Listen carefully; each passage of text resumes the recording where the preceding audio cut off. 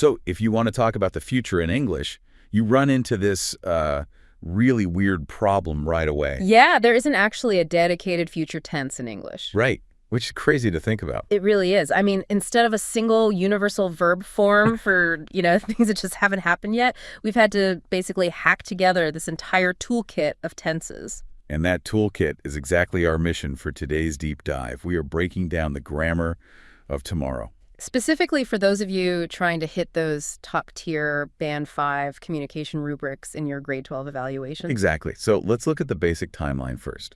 Because if we think about this as a spectrum of certainty, will or won't basically sits at the very bottom, right? Right, yeah. Will is your tool for spontaneous decisions or just general predictions where you have absolutely zero hard evidence. It's like a gut feeling. Exactly, a gut feeling or just a sudden thought. But the moment you have actual data in front of you, the mechanism totally changes. Wait, give me an example of that. Okay, so say you look up and see dark storm clouds rolling in. You wouldn't use will. You switch to be going to and say, it is going to rain.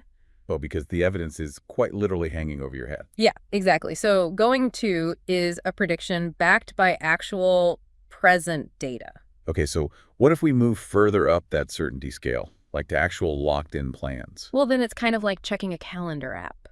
Right, so the present progressive is that confirmed meeting invite, like I am meeting Amy later. Yes, and the simple present is the hard-coded train schedule that just does not care about your feelings at all. Like the bus leaves at 6:30. Spot on. That certainty scale is just the perfect way to visualize the basics. But examiners are looking for more than that, right? They want to see what happens when you move beyond just simple appointments. Oh, absolutely. The real test of fluency is how you place actions relative to specific moving points in the future. Okay, but how does that actually work mechanically?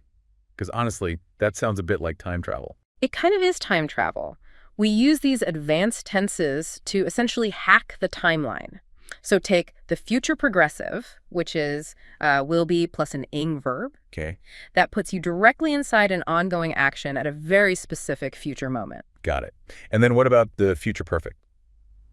Well, the future perfect, which is will have plus the past participle, does something completely different. How so? It actually looks back from a future point at an action that is already finished. Wait, let me try to map this onto a scenario that everyone listening is probably dreading right now. Huh. Exams. Oh, yeah, the perfect example. Right, so if I say, I will be taking my exam tomorrow at 10 a.m., that totally captures the stress during the test. I am actively in the middle of it. Yes, you are actively experiencing that panic. But if I say, I will have finished my exam by 3 p.m., that's the relief after the test. For relief tense, I love that. Because the action is totally complete before that 3 p.m. deadline actually hits. Exactly. And the mechanical trigger you just used right there is the preposition by. Oh, like by 3 p.m. Right. Future time expressions are a massive core requirement for this topic. Words like, by 2050 or by the time I am 25. So those act as massive clues that you need the future perfect. Yeah, because they automatically set a hard deadline. Okay, so if you are aiming for that Band 5 score on your exam, you really can't just, memorize these rules and rigidly recite them. No, definitely not. You need to prove you can actually use this timeline naturally in a fluid conversation. Which means synthesizing the grammar with high-level vocabulary, right? Exactly. So let's say you're discussing rapid tech changes. A Band 5 speaker wouldn't just say, wearables will be bad. Right, it's too simple. Yeah, they'd use the future perfect and target vocabulary to say something like, by 2030, consumers will have abandoned unreliable wearables. Oh, wow, that is clever. That perfectly blends the grammar with the specific vocabulary. Yeah, the unreliable wearables and rapid changes. And it just frames the whole thing as a very natural, persuasive argument. Which sets you up perfectly for the interactive part of the rubric. Right, the back and forth. Exactly. If your partner makes that claim, you can use these exact tools to negotiate or, politely interrupt. So you could jump in with something like, I see your point, but I think people will be using them even more. Bingo!